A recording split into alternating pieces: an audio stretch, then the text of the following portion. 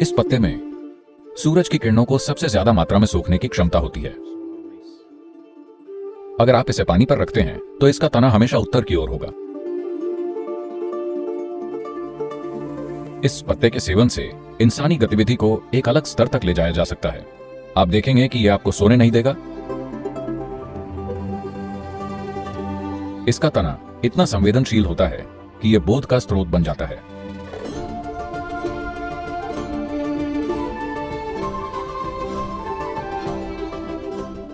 सदगुरु, यह सौरभ की तरफ से है।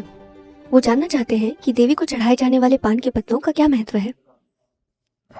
तो इसका मतलब है कि आपने उसे खाया नहीं। आप जानते हैं, लोग पान के पत्ते पर कालिख देखकर भविष्य बता देते हैं या पढ़ लेते हैं।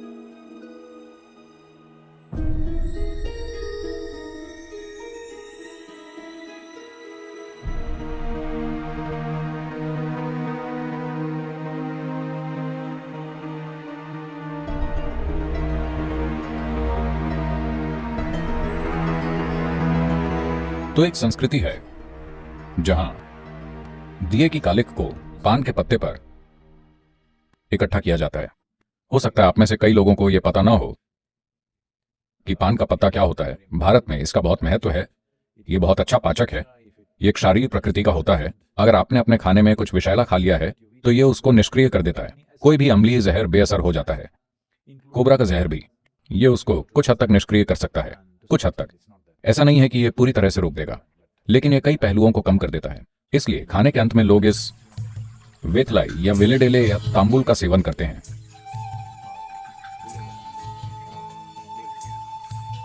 मार्शल संस्कृति में अगर कोई तमालपाकू उठाता है तो इसका मतलब है कि वो एक जोखिम भरा कदम उठा रहा है। वो दुश्मन का डट कर सामना करने को तैयार है। यह एक आत्मघाती मिशन की तरह होता है। आज आधुनिक शहर में, भारत के शहरी इलाकों में, क्राइम गैंग वाले इसे सुपारी कहते हैं। इसका मतलब है, मैंने तुम्हारे ऊपर सुपारी ली है, मतलब मैं आकर तुम्हें मारने वाला हूं। तो वहां बस ये बात फैल जाती है कि इसके ऊपर सुपारी ली गई है। जो भी इसे मारेगा उसे सुपारी मिलेगी, बेशक इसकी कीमत होगी। तो ये बहुत पुराने समय से चला आ रहा है। अगर मैं तांबुल उठाता हूं, इसका मतलब मैं एक आत्मघाती मिशन के लिए तैयार हूं। ये दोनों बातें आपस में जुड़ी हुई हैं कि इस पत्ते के सेवन से मानव गतिविधि को दूसरे स्तर पर ले जाया जा सकता है। और यह पत्ता तभी काम करता है जब इसका तना कम से कम 1 इंच का हो। अगर आप इसे ज्यादा पास से काट देते हैं तो इसमें वो बात नहीं रहती। यह पत्ता, मुझे पता है कि लगभग किसी भी पत्ते का इस्तेमाल किया जा सकता है, लेकिन यह विशेष पत्ता, अगर आप इसे पानी पर रखते हैं तो इसका तना हमेशा उत्तर की ओर रहेगा। आप ये जानते हैं, अगर आप इसे पानी में, शांत पानी में डालते हैं तो यह स्वाभाविक रूप से इस ओर मुड़ जाएगा और उत्तर की ओर इशारा करेगा। इसलिए अगर आप जंगल में खो गए हैं और आपके पास एक पान का पत्ता है तो आप इसे वहां पानी में डाल दें। यह आपको दिखाता है कि उत्तर किस ओर है। एक बार आप उत्तर दिशा जान गए तो बाकी सभी दिशाएं आप जान लेंगे, मुझे उम्मीद है। पान का पत्ता और बोध आपस में जुड़े हुए हैं क्योंकि यह एक न्यूरोलॉजिकल उत्तेजक, बल्कि तंत्रिका उत्तेजक है। अगर आप इसका सेवन करते हैं तो आपकी नसें हल्की इस तरह हो जाएंगी, तो आपकी न्यूरोलॉजिकल जटिलता और न्यूरोलॉजिकल गतिविधि और आपका बोध सीधी तरह संबंधित हैं। किसी भी दूसरे प्राणी की तुलना में एक इंसान चीजों को समझने में ज्यादा सूक्ष्म इसीलिए होता है क्योंकि हमारे पास सबसे जटिल न्यूरोलॉजिकल सिस्टम है। दरअसल बाकी किसी भी प्राणी की तुलना में आपको बेहतर सुनना चाहिए, आपको बेहतर देखना चाहिए, आपको बेहतर सूंघना चाहिए, लेकिन शहरों में रहते हुए ये चीजें नीचे आ गई हैं। अगर आप प्रकृति में रहते होते तो ये चीजें बहुत ही सतर्क होती। बस यूं ही आप ज्यादातर प्राणियों से सूंघने, देखने, सुनने, हर चीज में कई ज्यादा बेहतर होते। मगर ये नीचे आ गई हैं क्योंकि शहरी समाज में रहने पर देखने वाली, सुनने वाली और सूंघने वाली सभी क्षमताओं पर बहुत ज्यादा प्रभाव पड़ता है। उस वजह से ये एक तरह से कम होती चली गई। वरना अगर कोई व्यक्ति प्रकृति में रहता है तो उसकी 5 इंद्रियां उच्चतम स्तर की होती हैं। क्योंकि हमारे पास सबसे जटिल न्यूरोलॉजिकल सिस्टम है, उस पर थोड़े से उछाल से आप स्वाभाविक ही समझने लगते हैं। इसलिए बोध के लिए जो भी उपकरण इस्तेमाल किए जाते हैं उनमें हमेशा एक पान का पत्ता होता है। वेथलाई निश्चित ही वहां होगा। इसलिए देवी, हनुमान और कई दूसरे देवी देवताओं को हमेशा इस विशेष पत्ते से ढका जाता है और फिर इस पत्ते का इस्तेमाल किया जाता है। देखिए, कोई भी चीज जब किसी को छूती है तो वो एक छाप छोड़ती है। अभी आप यहां बैठे हैं, अगर हम आपके जाने के बाद आपके कुत्ते को लाते हैं तो उसे पता होगा कि आप कहां बैठे थे, हाँ या ना? नहीं, मैं ये नहीं कह रहा कि आप इतने बदबूदार हैं, लेकिन कुत्ता पता लगा लेगा, है ना? आप कहां बैठे थे वो भ्रमित नहीं होगा, उसे पता चल जाएगा कि आप कहां बैठे थे। इसका मतलब है कि कुछ आपने छोड़ा है। इसलिए किसी भी संपर्क में आप हमेशा कुछ छोड़ते और कुछ लेते हैं। इसे ही हम ऋणानुबंध कहते हैं। यही कारण है कि एक योगी जो विकास करना चाहता है, एक योगी जो तरह तरह के प्रभावों से भ्रमित नहीं होना चाहता, वो आमतौर पर शारीरिक संपर्क से बचता है। और अगर आप उससे हाथ मिलाने की कोशिश करते हैं तो वो ऐसे करता है क्योंकि अनावश्यक संपर्क जरूरी नहीं है। यूं ही यह आपके बोध को भ्रमित कर देगा। निर्भर करता है कि आप क्या करना चाहते हैं। अगर आप इंसानों से संपर्क के लिए बेताब रहते हैं तो आप जिसे भी देखते हैं जाकर उसे पकड़ लेते हैं। लेकिन अगर आप अपने भीतर अच्छे से हैं, आप देख रहे हैं कि इस जीवन को बेहतर कैसे बनाया जाए, तो आप कम से कम संपर्क करना चाहेंगे, क्योंकि बहुत ज्यादा संपर्क भ्रम पैदा करेगा आपके जीवन को उसके मूल स्वरूप में देख पाने की क्षमता में। Now, Vettalapaku, or Vettala particularly, enhances that. So anything connected with Devi always is related to Vettala.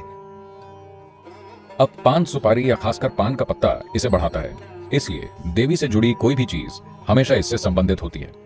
यह अजीब है, आप जानते हैं, क्योंकि कई भारतीय इस पर लड़ते हैं क्योंकि वो नहीं जानते कि ये क्या है। इसलिए वो सोचते हैं कि उन्हें ये पत्ता देवी की ओर करके रखना चाहिए।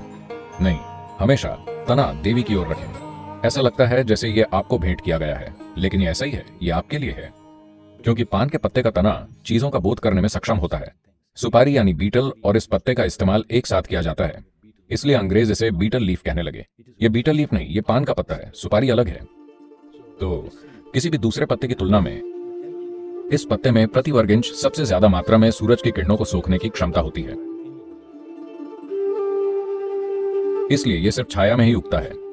यह सूरज की रोशनी नहीं ले सकता क्योंकि यह बहुत ज्यादा सोखता है। तो सोखने की इस क्षमता के कारण विशेष रूप से इसका तना इतना संवेदनशील होता है कि यह बोध का स्रोत बन जाता है और यह उत्तर दिशा को दर्शाता है। और अगर आप इसका सेवन करते हैं तो यह आपके न्यूरोलॉजिकल सिस्टम को बढ़ाता है, जिसके कारण आपके बोध को भी। और अगर यह देवी के संपर्क में है, यानी इसका तना देवी की ओर है, तो यह देवी के जो भी गुण हैं ये उन्हें भी सोख लेता है और तब आप इसे अपने सिस्टम में डालना चाहते हैं। यही उद्देश्य है। या फिर लोग इसे यूं ही अपने शरीर पर लगा लेते हैं। कुछ लोग इसे अपने मणिपूरक या अनाहत या विशुद्धि में लगाते हैं। ये चीजें ना करें क्योंकि इसके लिए खास तैयारी की आवश्यकता होती है, लेकिन आप इसका सेवन कर सकते हैं। हर दिन नहीं, कभी कभार अगर आप चाहें आप इसका सेवन कर सकते हैं। ये निश्चित ही आप देखेंगे कि थोड़ा उछाल लाएगा। ये उत्तेजक है, पर कॉफी या चाय की तरह नहीं। ये उतना ज्यादा तेज नहीं है, पर यह काम करता है। अगर आप भारी खाना खाते हैं और उसके बाद पान का पत्ता खाते हैं तो आप देखेंगे कि यह आपको सोने नहीं देगा, लेकिन आप ज्यादा उत्तेजक महसूस नहीं करेंगे। न्यूरोलॉजिकल सिस्टम में हल्की सक्रियता आती है। तो इसका उपयोग लंबे समय से किया जा रहा है। और पान के पत्ते की यह भी एक परंपरा है, इसे कभी भी लंबाई में नहीं फाड़ना चाहिए, क्योंकि पान के पत्ते की रीढ़ बहुत महत्वपूर्ण होती है। आपको इसे लंबाई में नहीं फाड़ना चाहिए। अगर आप इसे बांटना चाहते हैं, अगर आपका पत्ता इस तरह है तो आपको इसे इस तरह से काटना चाहिए, लेकिन इसे इस तरह कभी ना काटें। तो इसे दर्शाने के लिए हमारे यहाँ एक कहानी है। जरासंध नाम का एक राजा था। जरासंध बहुत शक्तिशाली था और उसने कठोरता से शासन किया। वो भारत के पूर्वी हिस्से में था। उसकी अपने राज्य को चारों ओर फैलाने की महत्वाकांक्षा थी। तो कृष्ण नहीं चाहते थे कि ऐसा हो। वो वहां गुप्त रूप से गए, लेकिन फिर उन्होंने खुद को प्रकट कर दिया। जरासंध एक महान पहलवान और योद्धा था, इसलिए जब उन्होंने उसे द्वंद्व युद्ध के लिए आमंत्रित किया तो उसने कहा, तुम चुनो, जिस भी तरीके से तुम चाहो मैं तुम्हारे साथ युद्ध करूंगा। तो कृष्ण ने कहा, तुम्हें भीम के साथ कुश्ती लड़नी होगी। जरासंध भीम की तरह शक्तिशाली और भीम के जैसा ही कुशल था। तो उसने कहा, ठीक है। तो वो एक कुश्ती मैच में उतर गए। कहते हैं कि यह मैच 13 दिनों तक चला। हो सकता है वो रात में सोते होंगे, लेकिन 13 दिनों तक मैच बिना किसी फैसले के चलता रहा। दोनों पूरी तरह थक गए थे। वो खड़े भी मुश्किल से हो पा रहे थे। दोनों बुरी तरह थक गए, पर हारा कोई नहीं था। कृष्ण वहीं बैठे रहे और जरासंध को देखते रहे। जो भी करो, यह आदमी मरता ही नहीं, ये क्या है? उन्होंने इस पर गौर किया। तब उन्होंने देखा कि उसे वरदान मिला हुआ है, जब तक उसके 2 टुकड़े न किए जाएं, वो नहीं मरेगा। तो कृष्ण वहां बैठकर पान और सुपारी खा रहे थे। उन्होंने एक पान का पत्ता उठाया। एकदम चिड़चिड़ाहट के साथ भीम ने उनकी तरफ देखा। मैं करूं तो करूं क्या? मैं थक चुका हूं, ये बंदा मरता ही नहीं, पर मैं हार नहीं मानूंगा। ये चलता ही जा रहा है, क्या करना चाहिए? कृष्ण ने पान का पत्ता लिया और उसे लंबाई में चीर दिया। अगला काम भीम ने भी यही किया। उसने उसके दोनों पैरों को पकड़कर उसको चीर दिया और उसे अखाड़े के दोनों किनारों पर फेंक दिया। वो मर गया। तो एक पान के पत्ते को इस तरह बीच से लंबाई में चीरना सही चीज नहीं है। घरों में ऐसा कभी नहीं किया जाता। अगर आप इसको शेयर करना चाहते हैं तो आप हमेशा इस तरह से आधा करें, क्योंकि शायद ये बस एक कहानी है आपको बताने के लिए, लेकिन जरूरी बात यह है कि पत्ते का सबसे महत्वपूर्ण हिस्सा रीढ़ है। इसलिए अगर आप इसे किसी के साथ बांटते हैं तो उन्हें भी तने का टुकड़ा मिलना चाहिए। अगर आप इसे ऐसे फाड़ते हैं तब या तो ये आपको मिलेगा या उन्हें, दोनों को नहीं मिल पाएगा। तो जब आप इसे इस तरह आधा करेंगे तब एक तरह से रीढ़ या तना दोनों को मिलेगा। तो यही वजह है कि पान का पत्ता और देवी बहुत जुड़े हुए हैं, क्योंकि दोनों बोध के लिए हैं, दोनों ही मानवीय बोध को बढ़ाने के लिए हैं।